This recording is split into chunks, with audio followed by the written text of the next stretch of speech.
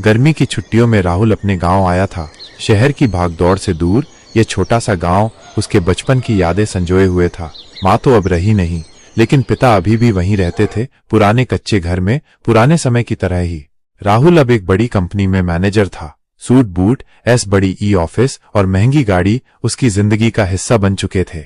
लेकिन जब वो पिता को टूटी हुई चप्पलों में देखता, दिल कहीं गहरे से चुभ जाता। पापा, ये चप्पलें कितनी पुरानी हैं, क्यों नहीं नई ले लेते? राहुल ने एक दिन कहा। पिता मुस्कुराए। बेटा, अभी तो चलती हैं, जब टूट जाएंगी तब ले लेंगे। राहुल को गुस्सा भी आया और दुख भी। उसने अगले ही दिन बाजार जाकर एक जोड़ी नई चमचमाती चप्पलें खरीदी और पिता को थमा दी।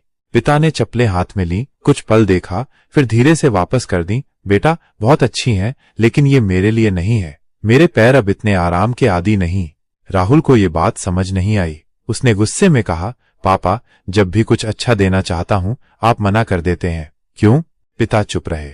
फिर रात को जब राहुल अपने कमरे में बैठा था, तभी पिता एक पुरानी डायरी लेकर आए। ये देखो, उन्होंने कहा। राहुल ने डायरी खोली। उसमें एक एक पन्ने पर छोटे छोटे खर्चों का हिसाब लिखा था। राहुल की किताबें 200 रुपए, स्कूल की फीस 500 रुपए, राहुल के जूते 300 रुपए।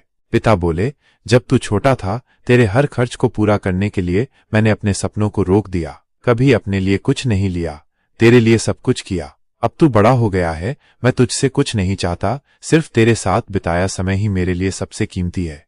राहुल की आंखें भर आईं। उसने देखा, पिता की टूटी चप्पलें अब उसे सिर्फ चप्पलें नहीं लगीं, बल्कि त्याग, प्रेम और बलिदान का प्रतीक बन चुकी थीं। अगली सुबह राहुल ने पिता के साथ खेतों में टहलना शुरू किया, बिना मोबाइल, बिना ऑफिस कॉल, बस साथ में समय बिताते हुए। और उस दिन से हर साल गर्मी की छुट्टियां सिर्फ गांव में बिताने का वादा बन गईं।